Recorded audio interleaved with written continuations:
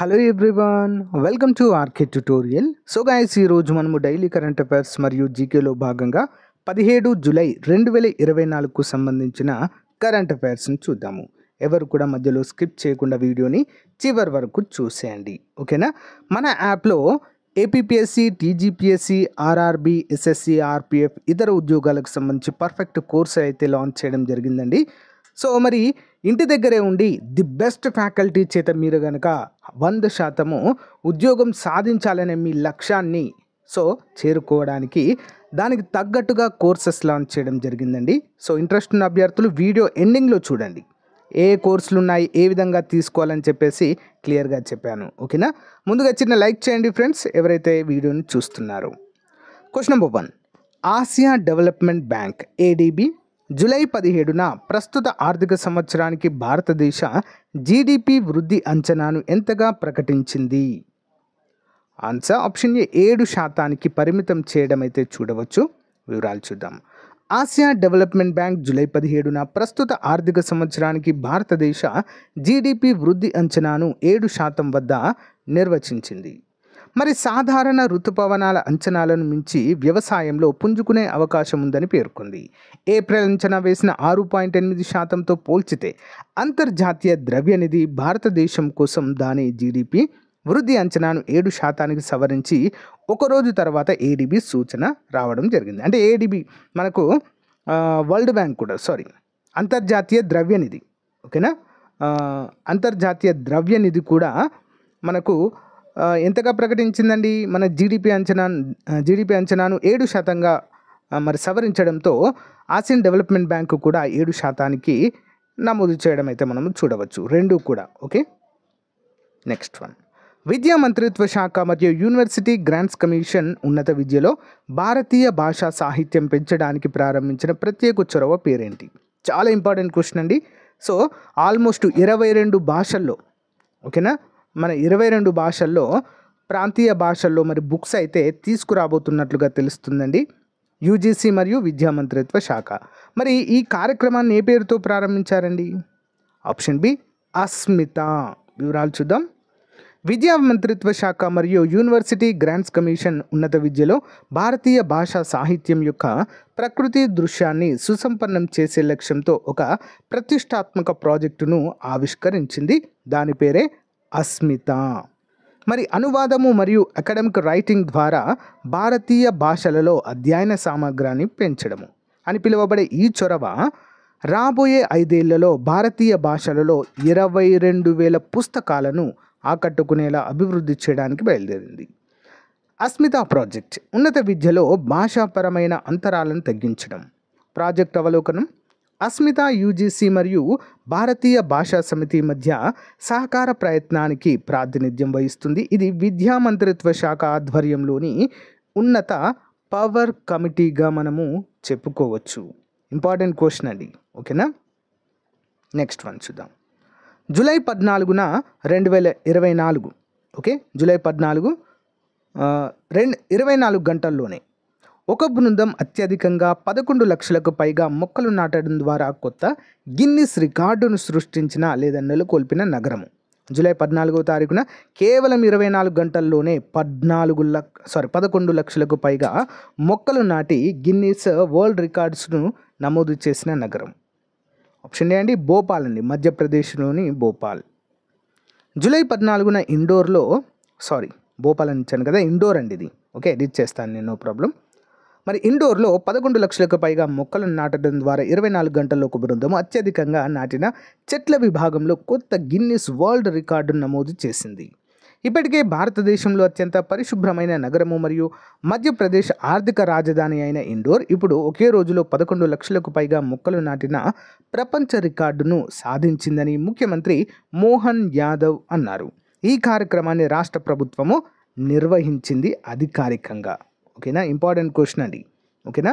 మనకు ఇండోర్ అనగానే భారతదేశంలోనే అత్యంత పరిశుభ్రమైన నగరంగా పేరు పొందినటువంటిది, అంతేకాకుండా financial capital of Madhya Pradesh. Okay, next one. ఇటీవల వార్తల్లో ఉన్న హరేలా పండుగ ఏ రాష్ట్రంలో సాంప్రదాయ పండుగ?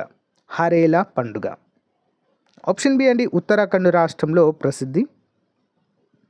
జూలై 16న ఉత్తరాఖండ్ అంతటా జరుపుకునే శక్తివంతమైన హరేలా పండుగతో పాటు సావన్ అధికారిక ప్రారంభాన్ని సూచిస్తుంది. ఈ సాంప్రదాయ పండుగ ప్రాంతం యొక్క వ్యవసాయము మరియు సంస్కృతికి లోతైన ప్రాముఖ్యతను కలిగి ఉంది. ఇది శ్రేయస్సు మరియు మొత్తం శ్రేయస్సును సూచిస్తుంది. హరేలా ఫెస్టివల్ గురించి చూద్దాము. హరేలా అనేది ఉత్తరాఖండ్ మరియు హిమాచల్ ప్రదేశ్లోని కొన్ని ప్రాంతాలలో జరుపుకునే ముఖ్యమైన హిందూ పండుగ. ముఖ్యంగా ఉత్తరాఖండ్లోని కుమౌన్ అనేటువంటి ప్రాంతంలో ప్రసిద్ధి చెందినదిగా మనమైతే గుర్తుంచుకోవాలి. ఓకే. Question number 5. ఇటీవల ఏ దేశ 2024 అధ్యక్ష ఎన్నికల్లో 4వసారి పాల్ కగామే గెలుపొందారు? 4వసారి పాల్ కగామే అధ్యక్షులుగా ఏ దేశంలో ఎన్నిక కావడం జరిగింది? ఆప్షన్ డి అండి, రువాండా. వివరాలు చూద్దాం. జాతీయ ఎన్నికల సంఘము నివేదించిన ప్రకారం రువాండా 2024 అధ్యక్ష ఎన్నికల్లో అధ్యక్షుడు పాల్ కగామే 99.15% ఓట్లతో నిర్ణయాత్మక విజయం సాధించారు. దీంతో ఆయన వరుసగా 4వసారి పదవి బాధ్యతలు చేపట్టడం అయితే మనము చూడవచ్చు. ప్రతిపక్షం మరియు ఓటర్ల సంఖ్య: ఇద్దరు ఛాలెంజర్లు డెమోక్రటిక్ గ్రీన్ పార్టీకి చెందిన ఫ్రాంక్ హబినేజా మరియు స్వతంత్ర అభ్యర్థి ఫిలిప్ మపాయి మానా వరుసగా 0.53 మరియు 0.32% ఓట్లను మాత్రమే సాధించారండి. రువాండా జనాభాలో దాదాపు 65% ప్రధానంగా 35 ఏళ్లలోపు ఉన్న వారు ఎన్నికల్లో పాల్గొన్నట్లుగా అయితే తెలియజేశారు. నెక్స్ట్ వన్ చూద్దాం. 35వ ఇంటర్నేషనల్ బయాలజీ ఒలింపియాడ్ 2024కి ఆతిథ్యం ఇచ్చినటువంటి దేశము? ఆన్సర్ ఆప్షన్ అండి, కజకిస్తాన్. వివరాలు చూద్దాం. 35వ ఇంటర్నేషనల్ బయాలజీ ఒలింపియాడ్ 2024లో పాల్గొన్న భారత బృందం అద్భుతమైన విజయాన్ని సాధించింది. ఒక విద్యార్థి గోల్డ్ మెడల్ మరియు 3 విద్యార్థులు సిల్వర్ మెడల్స్ అయితే ఇందులో సాధించారు. మరి 35వ అంతర్జాతీయ జీవశాస్త్ర ఒలింపియాడ్ 2024 గురించి చూసినట్లయితే 35వ ఇంటర్నేషనల్ బయాలజీ ఒలింపియాడ్ కజకిస్తాన్లోని ఆస్తానా. ఓకేనా, కజకిస్తాన్ రాజధాని ఏంటి? ఆస్తానా. మరి ఇక్కడ జూలై 7 నుంచి జూలై 13, 2024 వరకు జరిగింది. ఈ బృందానికి ఇద్దరు ప్రముఖ నాయకులు ముంబైలోని టీడీఎం ల్యాబ్కు చెందిన ప్రొఫెసర్ శశికుమార్ మీనన్ మరియు Homi Bhabha centre for science education నుండి డాక్టర్ మయూరి రేగే నాయకత్వం వహించారు. టీఐఎఫ్ఆర్ మరియు ఇద్దరు సైంటిఫిక్ పరిశీలకులు ఐఐటి బాంబే నుంచి డాక్టర్ రాజేష్ పాట్కర్ మరియు బరోడాలోని ఎంఎస్ విశ్వవిద్యాలయం నుండి డాక్టర్ దేవేష్ సుథార్ అయితే ఇందులో పాల్గొన్నారు. ఇంపార్టెంట్. Next one. ఆసియాలోనే మొట్టమొదటి free clinical network facility centre కేంద్ర మంత్రి డాక్టర్ జితేంద్ర సింగ్ ఇటీవల ఇక్కడ ప్రారంభించారు? Free clinical network facility centre. Option B అండి, ఫరీదాబాద్. వివరాలు చూద్దాం. కేంద్ర మంత్రి డాక్టర్ జితేంద్ర సింగ్ ఇటీవల ఫరీదాబాద్లోని translation health science and technology ఇన్స్టిట్యూట్లో ఆసియాలోనే ప్రారంభ ఆరోగ్య పరిశోధన సంబంధిత ఫ్రీ క్లినికల్ నెట్వర్క్ ఫెసిలిటీని ప్రారంభించారు. కోయాలిషన్ ఫర్ ఎపిడెమిక్ ప్రీపేర్డ్నెస్ ఇన్నోవేషన్స్తో ఎంపిక చేయబడిన ఈ సదుపాయము BSL-3 వ్యాధి కారకాలను నిర్వహించడంలో ఆసియాలో మొదటిది మరియు ప్రపంచవ్యాప్తంగా 9వ సెంటర్గా దీన్ని చెప్పుకోవచ్చు. మరి దీనివల్ల ప్రయోజనాలు ఏంటండి చూద్దాం. ఈ సదుపాయం భారతదేశంలోని అతిపెద్ద చిన్న జంతువుల గృహ సామర్థ్యాలలో ఒకటి. రోగనిరోధక రాజీ ఎలుకలు మరియు వివిధ జాతులపై పరిశోధనలకు మద్దతిస్తుంది. ఇక్కడ అదనంగా జన్యుపరంగా నిర్వచించబడిన మానవ అనుబంధ మైక్రోబియల్ కల్చర్ కలెక్షన్ ఫెసిలిటీ ప్రారంభోత్సవం సూక్ష్మజీవుల పరిశోధనలో జాతీయ మరియు అంతర్జాతీయ సహకారాన్ని ప్రోత్సహించడము లక్ష్యంగా పెట్టుకోవడము చూడవచ్చు. ఇంపార్టెంట్ క్వశ్చన్ అండి. Next one. కోడ్ డి ఐవోర్లో R21/Matrix-M వ్యాక్సిన్ ఏ వ్యాధి నివారణకు యూనివర్సిటీ ఆఫ్ ఆక్స్ఫర్డ్ మరియు సీరం ఇన్స్టిట్యూట్ ఆఫ్ ఇండియా రూపొందించాయి? ఇంపార్టెంట్ క్వశ్చన్ అండి. దేనికి సంబంధించిన వ్యాక్సిన్ అండి ఇది? కోడ్ డి ఐవోర్లో R21/Matrix-M అంటారండి దీన్ని. Answer option C, malaria vaccine అండి ఇది. చూద్దాం. కోడ్ డి ఐవోర్లో R21/Matrix-M వ్యాక్సిన్ని ప్రవేశపెట్టడం ప్రపంచవ్యాప్తంగా మలేరియాకు వ్యతిరేకంగా పోరాటంలో ఒక పెద్ద ముందడుగు. ప్రపంచ ఆరోగ్య సంస్థ గత ఏడాది ఈ వ్యాక్సిన్ను ఆమోదించింది మరియు దేశంలోని ప్రతి ఒక్కరికి ఇది మొదటిసారిగా ఇవ్వబడింది. అభివృద్ధి మరియు ఆమోదాలు. నోవావాక్స్ దాని మ్యాట్రిక్స్ ఎం అనుబంధ సాంకేతికతను R21/Matrix-Mకు టీకాకు అందించింది. మరి దీన్ని యూనివర్సిటీ ఆఫ్ ఆక్స్ఫర్డ్ మరియు సీరం ఇన్స్టిట్యూట్ ఆఫ్ ఇండియా తయారు చేసింది. ఇది కఠినమైన WHO రెగ్యులేటరీ మరియు క్లినికల్ పరీక్షల ద్వారా ఉంచబడింది. ఇది పని చేస్తుందని మరియు సురక్షితంగా ఉందని కూడా పరీక్షల్లో అయితే తేలడము జరిగింది. Additional questions. ఇటీవల ఏ దేశం కొలంబియాను ఓడించడం ద్వారా వరుసగా రెండవసారి కోపా అమెరికా ఛాంపియన్షిప్ను దక్కించుకుంది? ఆప్షన్ ఏ అండి అర్జెంటీనా. ఫుట్బాల్ కప్ అండి ఇది. 2024 వింబుల్డన్ టెన్నిస్ ఛాంపియన్షిప్లో పురుషుల సింగిల్స్ టైటిల్ ఎవరు గెలుచుకున్నారు? Option C Carlos Alcaraz. ఇటీవల ఖడ్గ ప్రసాద్ శర్మ ఓలీ ఏ దేశానికి ప్రధానమంత్రి అయ్యారు? Option A Nepal. భారతదేశం నవంబర్ 20 నుంచి 24, 2024 వరకు ఏ రాష్ట్రంలో మొదటి ప్రపంచ ఆడియో విజువల్ మరియు ఎంటర్టైన్మెంట్ సమ్మిట్ను నిర్వహించనుంది?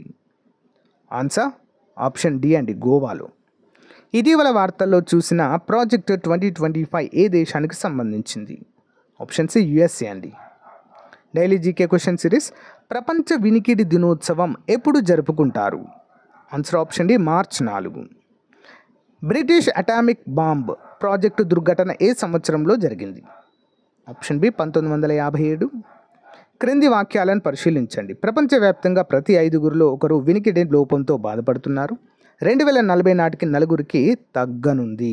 పై వాటిలో సరైనవి ఏంటండి? ఆప్షన్ 1 ఒకటి మాత్రమే సరైనదండి, రెండవది తప్పు. ఓకేనా? Next one. 3 మైల్ దీవి దుర్ఘటన ఏ సంవత్సరంలో జరిగింది? 3 మైల్ దీవి. ఆప్షన్ బి అండి 1979. చెర్నోబిల్ అణు దుర్ఘటన ఎక్కడ జరిగింది? చెర్నోబిల్ అణు దుర్ఘటన. ఆప్షన్ సి అండి ఉక్రెయిన్లో రేడియో ధార్మిక పదార్థాల వల్ల జరిగిన అతిపెద్ద దుర్ఘటన అండి ఇది. ఓకేనా?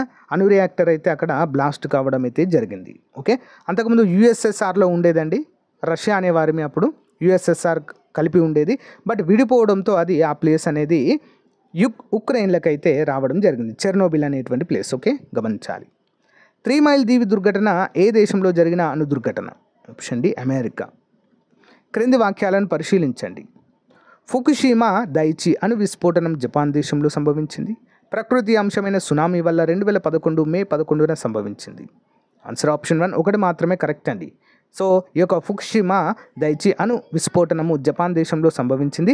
మరి సునామీ ఎప్పుడు వచ్చిందండి? 2011 కాదు, 2006లో జరిగినటువంటి సునామీ కారణంగా ఇది దెబ్బతినిందండి. Okay, next one. ఎన్ని డెసిబిల్స్ తీవ్రత గల ధ్వనుల వల్ల చెవిటి అలసట కలగడము, నీరసం కూడా కలుగుతుంది? ఎన్ని డెసిబిల్స్ వల్ల అండి? ధ్వని తీవ్రత వల్ల. ఆప్షన్ బి అండి 90 డెసిబిల్స్ దాటిందనుకోండి, సో తీవ్రమైన ధ్వనులుగా పరిగణించవచ్చు. దానివల్ల చెవికి అలసట కలగడం, నీరసం అనేది కలుగుతుంది. మానవ చెవిలో నొప్పి కలిగించే స్పర్శకు ప్రేరణ హద్దు ఎన్ని డెసిబిల్స్గా నిర్ధారించబడింది? Option C 100. ఓకే, వారానికి ఎన్ని డెసిబిల్స్ తీవ్రత గల ధ్వని కాలుష్యానికి గురైతే వినికిడి సామర్థ్యం కోల్పోతారని ఇంటర్నేషనల్ స్టాండర్డ్ ఆర్గనైజేషన్ వారు తెలియజేశారు? వారానికి ఎన్ని డెసిబిల్ తీవ్రత గల ధ్వని కాలుష్యానికి మనము లోనవుతాయి? ఆప్షన్ డి 40 నుంచి 90 మధ్య. ఓకే, క్రింది వాక్యాలను పరిశీలించండి. 4000 నుంచి 6000 హెర్ట్జ్ పౌనపున్యం గల ధ్వని తరంగాల వల్ల తాత్కాలిక చెవిడితనం రావడాన్ని టెంపరరీ థ్రెషోల్డ్ షిఫ్ట్ అంటారు. 100 డెసిబిల్ తీవ్రత గల ధ్వని తరంగాలు నిరంతరం చెవికి తాకడం వల్ల పర్మనెంట్ థ్రెషోల్డ్ షిఫ్ట్ కలుగుతుంది. ఆన్సర్ ఆప్షన్ 3 అండి. A and B రెండు కూడా సరైనవే. సో గైస్, ఇది ఈ రోజుకు సంబంధించిన మోస్ట్ ఇంపార్టెంట్ కరెంట్ అఫైర్స్. ప్రతిరోజు ఇదే విధంగా కరెంట్ అఫైర్స్ని మన ఛానల్లో అప్డేట్ చేయడం జరుగుతుంది. రెగ్యులర్గా ఫాలో అవ్వండి. సో గైస్, వీడియో ఎండింగ్ వరకు చూడండి. మన యాప్లో ఉన్న కోర్సులు ఏ విధంగా తీసుకోవాలి, ఎంత ఉంది అనేది అయితే తెలియజేస్తాను. ఓకే ఎవ్రీవన్, మన ఛానల్లో ఉన్నటువంటి నిరుద్యోగ అభ్యర్థులకు ముఖ్యంగా APPSC, TSPSC, AP TET DSC మరియు తెలంగాణ టెట్ DSCకి ప్రిపేర్ అవుతున్న వారికి, AP గ్రామ వార్డు సచివాలయం, SI కానిస్టేబుల్ ఉద్యోగాలకు ప్రిపేర్ అవుతున్న వారికి బంపర్ ఆఫర్ అండి. మరి 6 నెలల వ్యాలిడిటీతో ఆల్మోస్ట్ 20 years ఎక్స్పీరియన్స్ కలిగిన ఫ్యాకల్టీ చేత కోర్సెస్ అందుబాటులో ఉన్నాయండి. జస్ట్ 500 వ్యాలిడిటీతో 500 రూపీస్తో 6 months వ్యాలిడిటీతో అందిస్తున్నాం. అంతేకాకుండా కేంద్ర ప్రభుత్వ RRB, SSC ఉద్యోగాలకు సంబంధించినటువంటి కోంబో ప్యాక్ కూడా అందుబాటులో ఉంది. మరియు అన్ని పోటీ పరీక్షలకు ఉపయోగపడేటువంటి 50,000 ప్రశ్నలతో టెస్ట్ సిరీస్ కూడా అందుబాటులో ఉందండి. ముందుగా యాప్ డౌన్లోడ్ చేసుకోండి, డెమో చూసి మీకు నచ్చితే వెంటనే తీసుకోండి. ఓకే.